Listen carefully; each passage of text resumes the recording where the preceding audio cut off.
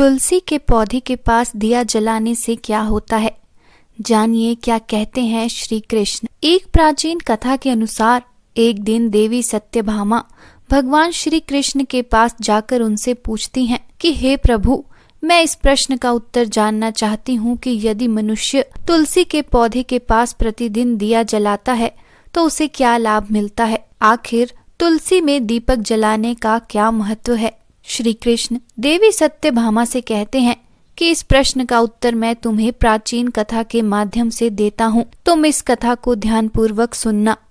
कथा प्रारंभ करते हुए श्री कृष्ण कहते हैं, एक समय की बात है, दक्षिण दिशा में तुंगभद्रा नाम की एक बड़ी नदी के किनारे एक बहुत ही सुंदर गांव स्थित है। उसी गांव में हरि दीक्षित नाम के एक ब्राह्मण रहते थे और वे बहुत धार्मिक कार्य करने वाले, गुणवान और विद्वान थे। उन्हें समस्त शास्त्रों का ज्ञान था, लेकिन उनकी पत्नी बात बात पर उनका अपमान किया करती थी, उन्हें बुरे और कड़वे वचन बोला करती थी, घर पर आने वाले मेहमानों और पति के प्रियजनों से भी बुरा व्यवहार करती थी। अपने पति के लिए उसके मन में कोई प्रेम और सम्मान नहीं था। उसका मन अपने पति को छोड़कर अन्य पुरुषों में लगा रहता था। पराये पुरुषों को मोहने के लिए वह हार श्रृंगार करके पूरे गांव में घूमा करती थी और अन्य पुरुषों के साथ भोग विलास भी किया करती थी। एक दिन इसी तरह सज संवर कर मन में काम भावना लिए वह एक वृक्ष के नीचे खड़ी होकर किसी सुंदर पुरुष की राह देख रही थी। लेकिन बहुत समय बीतने के बाद भी जब उसे कोई पुरुष नहीं मिला तो वह क्रोधित हो गई और दुखी होकर जोर जोर से रोने लगी।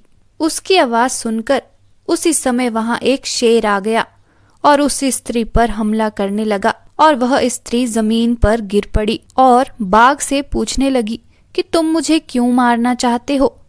तभी बाघ ने कहा, ईश्वर ने तुम्हें आज मेरे भोजन के रूप में चुना है और तुम जैसी पापी स्त्री का भक्षण करना तो मेरा कार्य है और तभी मुझे इस शरीर से भी मुक्ति मिल सकती है। तभी वह स्त्री कहती है कि तुम किस कारण से बाघ बने हो, तुमने ऐसे कौन से कर्म किए थे कि तुम्हें यह शरीर प्राप्त हुआ।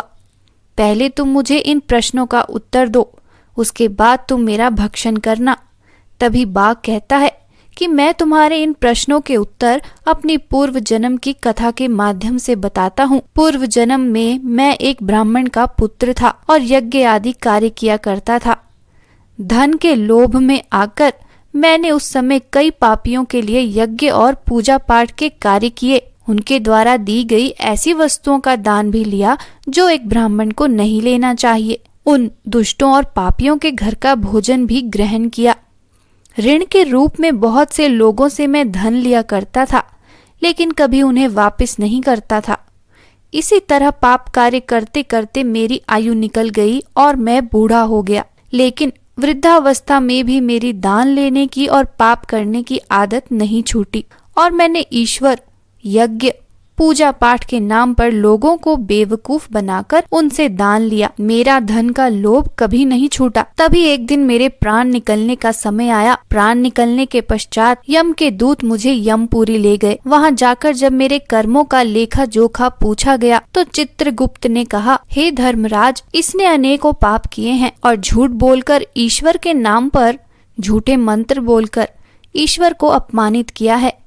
यह सुनकर यमराज ने अपने दूतों से कहा कि इस ब्राह्मण को नरक की अग्नि में डाल दिया जाए। कई वर्षों तक नरक की अग्नि की पीड़ा सहन करने के बाद मुझे यह शरीर प्राप्त हुआ और मैं इस वन में भ्रमण करने लगा और इस वन में रहकर मैं तुम जैसी पापी स्त्रियों, पापी मनुष्यों का भक्षण करता हूँ ताकि मैं अपने पापों से मुक्त हो सकूं। ये कहते हुए बाघ ने उस स्त्री पर हमला कर दिया और उस स्त्री की वहीं उसी क्षण मृत्यु हो गई और यम के दूत उसी समय उसे अपने साथ ले गए। और जब उसके कर्मों का लेखा जोखा निकाला गया तो चित्रगुप्त ने यमराज को बताया कि हे धर्मराज, इस स्त्री ने अपने जीवन काल में बहुत से पाप किए हैं। इसने कभी अपने पति का आदर नहीं किया, उसकी सेवा नहीं की और अन्य पुरुषों के साथ भोग विलास किया है। यमराज ने उस स्त्री के पापों को सुनकर उसे नर्क की अग्नि में डालने के लिए कहा और कई वर्षों तक उसे अलग अलग नर्क की अग्नि में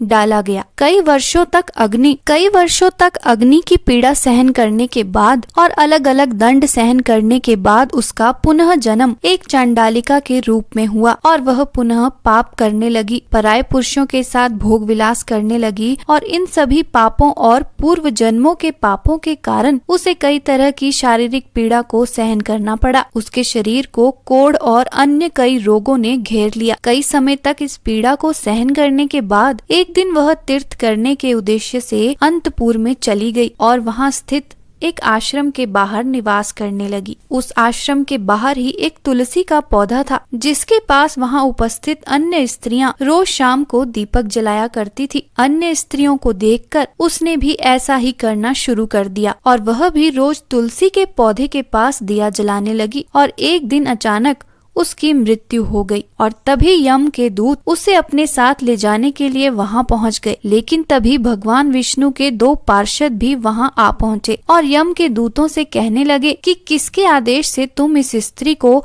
अपने साथ ले जा रहे हो? यह स्त्री नरक जाने के योग्य नहीं है। यह स्त्री तो विष्णु भक्त है, फिर यह नरक जाने के योग्य कैसे हुई? इस स्त्री ने तुलसी की पूजा की है और तुलसी में दीपक जलाया है, इसलिए यह स्वर्ग जाने की अधिकारी बन चुकी है, इसलिए तुम इसे नरक नहीं ले जा सकते। यह सुनकर यम के दूत वापस चले गए और भगवान विष्णु के पार्षद उस स्त्री को अपने साथ स्वर्ग लोक ले गए। श्री कृष्ण सत्यभामा से कहते हैं कि हे देवी सत्यभामा, इस प्रकार जो भी मनुष्य तुलसी के पास दिया जलाता है उसके सभी पाप नष्ट हो जाते हैं और जो भी स्त्री शाम के समय तुलसी में दिया जलाती है उसे सौभाग्य की प्राप्ति होती है और पूर्व जन्म के पापों से मुक्ति मिलती है और सुख समृद्धि की भी प्राप्ति होती है।